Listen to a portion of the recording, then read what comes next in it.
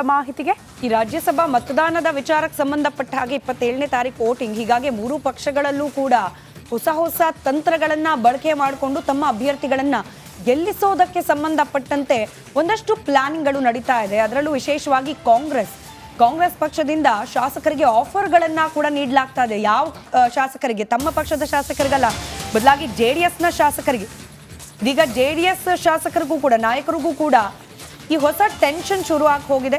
Kupendra Reddy ಗೆಲ್ಲಿಸೋಕೆ BJP JDSನಿಂದ ರಣತಂತ್ರದ ಮೇಲೆ ರಣತಂತ್ರ ಹೆಣೆಯಲಾಗ್ತಿದೆ. ಇತ್ತ BJP ನಾಯಕರಿಗೆ ಸೋಮಶೇಖರ್ ಹೆಬ್ಬಾರ್ ತಲೆನೋವಾಗಿ ಹೋಗಿದ್ದಾರೆ. JDSಗೂ ಕೂಡ ತ್ರಿಮೂರ್ತಿಗಳಿಂದ ಹೊಸ ಟೆನ್ಷನ್ ಅಂತೆ. ಯಾರ ತ್ರಿಮೂರ್ತಿಗಳು ಮುಂದಿನ ಹಂತದಲ್ಲಿ ಹೇಳ್ತಾ ಹೋಗ್ತೀವಿ. ರಿಪಬ್ಲಿಕ್ ಕನ್ನಡದ ಪೊಲಿಟಿಕಲ್ ಎಕ್ಸ್ಕ್ಲೂಸಿವ್ ರಿಪೋರ್ಟ್ ಇದು. 19 ಮಂದಿ JDSನ ಶಾಸಕರಿದ್ದಾರೆ. ಈ ಪೈಕಿ 3 ಕಾಂಗ್ರೆಸ್ ನಾಯಕರ ಜೊತೆಯಲ್ಲಿ ಸಂಪರ್ಕದಲ್ಲಿದ್ದಾರೆ ಅನ್ನೋ ಮಾಹಿತಿ JDS ನಾಯಕರಿಗೆ ಬಂದು ಕೂತಿದೆ. ಯಾರವರು?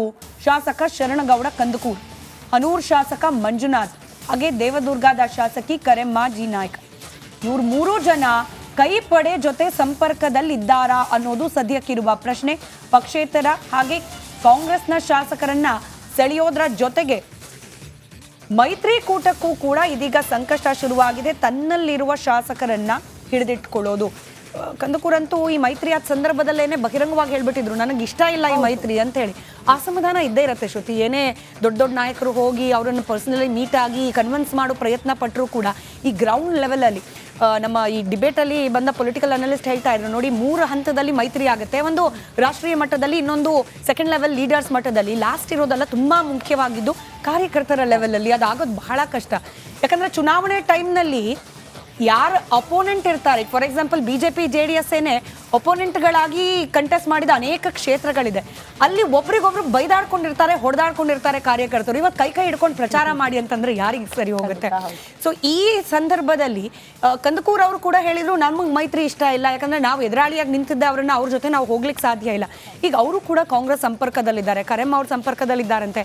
ಹೀಗಾಗಿ JDS ಪಾಳೆಯದಕ್ಕೂ ಕೂಡ ಟೆನ್ಷನ್. ಒಂದ್ ಕಡೆ ಕುಪೇಂದ್ರ ರೆಡ್ಡಿ ಅವನ್ನ ಗೆಲ್ಲಿಸ್ಲಿಕ್ಕೆ ಬೇಕಾದ ತಂತ್ರಗಾರಿಕೆ, ಕಾಂಗ್ರೆಸ್ನಿಂದ ಮತಗಳನ್ನ ಸೆಳಿಬೇಕು ಅನ್ನೋದು, ಮತ್ತೊಂದು ಕಡೆಯಲ್ಲಿ ತಮ್ಮ ಓಟನ್ನ ಭದ್ರವಾಗಿ ಇಟ್ಕೊಳ್ಳೋದು. ಸೊ ಸಹಜವಾಗಿ ಈ ರಣತಂತ್ರದ ಮೇಲೆ ರಣತಂತ್ರ ಏನಿದೆ, 27ನೇ ತಾರೀಕು ತನಕನೂ ವೋಟಿಂಗ್ ಆಗುವ ತನಕನೂ ಮುಂದುವರೆದೇ ಇರುತ್ತೆ ಅಂತ ಹೇಳಿ 3 ಪಕ್ಷದಲ್ಲೂ ಕೂಡ. ಓಕೆ, ಸೋಮಶೇಖರ್ ಮತ್ತೆ ಹೆಬ್ಬಾರ್ ಏನ್ ಮಾಡ್ತಾರೆ ಆ ಕುತೂಹಲ ಕೂಡ ಇದೆ. ಎಸ್, ಈ ಬಗ್ಗೆ ಮತ್ತಷ್ಟು ಡೀಟೇಲ್ಸ್ ಅನ್ನ ಕೊಡ್ತಾ ಹೋಗ್ತಾರೆ ನಮ್ಮ ಪ್ರತಿನಿಧಿ ಸುರೇಶ್ ಇದ್ದಾರೆ. ಸುರೇಶ್, JDS ಮತ್ತು ಬಿಜೆಪಿಯಲ್ಲೂ ಕೂಡ ತಮ್ಮ ಶಾಸಕರನ್ನ ಹಿಡಿದಿಟ್ಟುಕೊಳ್ಳುವ ಪ್ರಯತ್ನ. ಕಾರಣ ಪ್ರತಿಷ್ಠೆಯ ಪ್ರಶ್ನೆ ಬರುತ್ತೆ. ಬಿಜೆಪಿ ಅಭ್ಯರ್ಥಿ ಅನಾಯಾಸವಾಗಿ ಗೆಲ್ತಾರೆ, ಹೌದು. ಬಟ್ ಕುಪೇಂದ್ರ ರೆಡ್ಡಿ ಅವರು ಗೆಲ್ತಾರಾ ಇಲ್ವಾ ಅನ್ನುವಂತ ವಿಚಾರದ ಮುಂದೆ ನಮಗೆ ಕಾಡೋದು, ತಮ್ಮ ಶಾಸಕರು ಎಲ್ಲಾದ್ರೂ ಅಡ್ಡ ಮತದಾನ ಮಾಡಿದ್ರೆ ಪ್ರತಿಷ್ಠೆಯ ಪ್ರಶ್ನೆ ಬರುತ್ತೆ, ಅವಮಾನ ಆಗುತ್ತೆ ಅನ್ನೋದು. ಸೊ ಏನು ಪ್ಲಾನಿಂಗ್ಗಳು ಆಗ್ತಾ ಇದೆ ಅಂತ ಮೈತ್ರಿಯಲ್ಲಿ?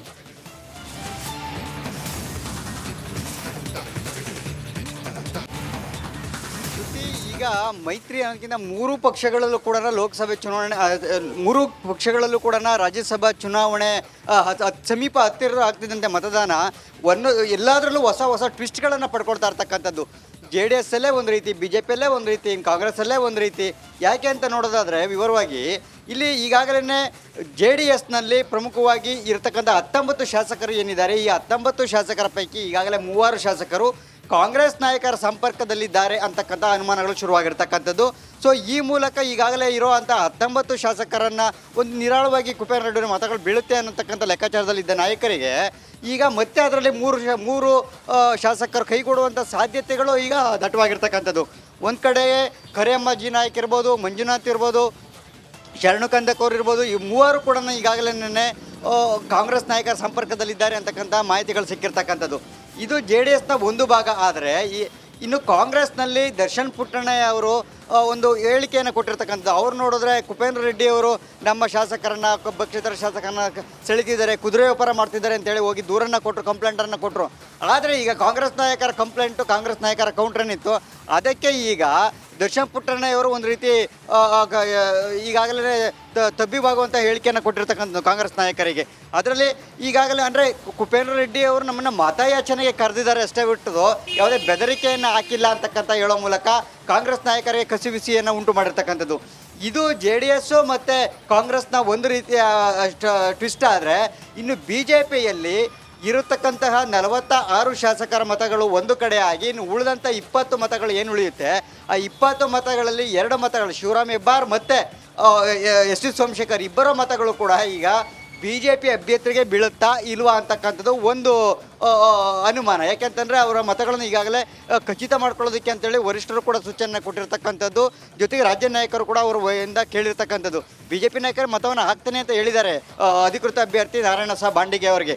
ಒಂದು ವೇಳೆ ಅವ್ರಿಗೆ ಏನಾದ್ರು ಹಾಕದೆ ಹೋದರೆ ಮತ್ತೆ ಅಲ್ಲಿ 2 ಮತಗಳು ಶಾರ್ಟೇಜ್ ಆಗುತ್ತೆ. ಅದನ್ನು ಯಾವ ರೀತಿಯಾಗೋ ಮ್ಯಾನೇಜ್ ಮಾಡ್ತಾರೆ, ಉಳಿದ ಶಾಸಕರು ಇರ್ತಲ್ಲ ಆ ಮತಗಳನ್ನು ಇವರಿಗೆ ಹಾಕಿಸುವ ಮೂಲಕ ಕುಪೇಂದ್ರ ರೆಡ್ಡಿ ಅವರಿಗೆ ಕಷ್ಟ ಆಗ್ತಕ್ಕಂಥದ್ದು. ಯಾಕೆಂದರೆ 2ನೇ ಅಭ್ಯರ್ಥಿಯಾಗಿ ಯಾವಾಗ ಮೈತ್ರಿ ಅಭ್ಯರ್ಥಿಯಾಗಿ ಹೇಳಿದ್ದಾರೆ ಅವರಿಗೆ ಕಷ್ಟ ಆಗುತ್ತೆ. ಯಾಕೆಂದರೆ ಅವ್ರಿಗೆ ಲೆಕ್ಕಾಚಾರಕ್ಕೆ ಈಗ ಮತ್ತೆ ಎಸ್ ಟಿ ಸೋಮಶೇಖರ್ ಮತ್ತೆ ಏನು ಶಿವರಾಮ್ ಇಬ್ಬರು ಮತಗಳು ಬೀಳುತ್ತೆ ಅನ್ನೋ ಲೆಕ್ಕಾಚಾರದಲ್ಲಿದ್ದರು. ಆದರೆ ಎಸ್ ಟಿ ಸೋಮಶೇಖರ್ ಅವರು ಈವರೆಗೂ ಕೂಡ ನನ್ನ ಮೈತ್ರಿ ವಿಚಾರವಾಗಿ ಸಂಪೂರ್ಣವಾಗಿ ತದ್ವಿರುದ್ಧ ಆಗಿರ್ತಕ್ಕಂಥವ್ರು. ಅಮಿತ್ ಶಾ ಹೇಳಿದ್ರು ಕೂಡ ನಾನು ಮೈತ್ರಿಗೆ ಒಲ್ಲೆ, ನಾನು ಮೈತ್ರಿ ಬಗ್ಗೆ ನಾನು ಒಪ್ಕೊಳ್ಳೋದಿಲ್ಲ ಅಂತಕ್ಕಂಥ ಮಾತನ್ನು ಹೇಳಿದ್ದಾರೆ. ಸೊ ಹೀಗಾಗಿ ಇವರಿಬ್ಬರ ಮತಗಳು ಎಸ್ ಟಿ ಸೋಮಶೇಖರ್ ಮತ್ತು ಶಿವರಾಮ್ ಇಬ್ಬರವರ ಮತಗಳು ಕುಪೇಂದ್ರ ರೆಡ್ಡಿ ಅವರಿಗೆ ಬೀಳ್ತಕ್ಕಂಥದ್ದು ಬಹುತೇಕ ಅನುಮಾನ. ಸೊ ಈ ನಿಟ್ಟಿನಲ್ಲಿ BJP, JDS, ಕಾಂಗ್ರೆಸ್ 3 ಪಕ್ಷದಲ್ಲೂ ಕೂಡ ಚುನಾವಣೆ ಅಂದರೆ ಮತದಾನ ಸಮೀಪ ಆದಂತೆಯೇ ಹೊಸ ಟ್ವಿಸ್ಟ್ಗಳು ಪಡ್ಕೊಳ್ತಾ ಇರ್ತಕ್ಕಂಥದ್ದು. ಈ ಮೂಲಕ ಅಂದರೆ ಈ ನಾಳೆ 27ನೇ ತಾರೀಕು ಯಾವ ರೀತಿಯಾಗಿ ತಿರುವನ್ನು ಪಡ್ಕೊಳ್ಳುತ್ತೆ, ಮತ್ತಿನ್ನು ಯಾವೆಲ್ಲ ಹೊಸ ತಿರುವು ಪಡ್ಕೊಳ್ಳುತ್ತೆ, ಯಾರು ಎತ್ತ ವಾಲುತ್ತಾರೆ ಅಂತಕ್ಕಂಥದ್ದನ್ನು ಕಾದು ನೋಡಬೇಕಾಗಿರ್ತಕ್ಕಂಥದ್ದು ಸ್ಮಿತಾ ಅವರು. ಓಕೆ ಸುರೇಶ್, ಧನ್ಯವಾದಗಳು ತಮ್ಮೆಲ್ಲ ಮಾಹಿತಿಗೆ.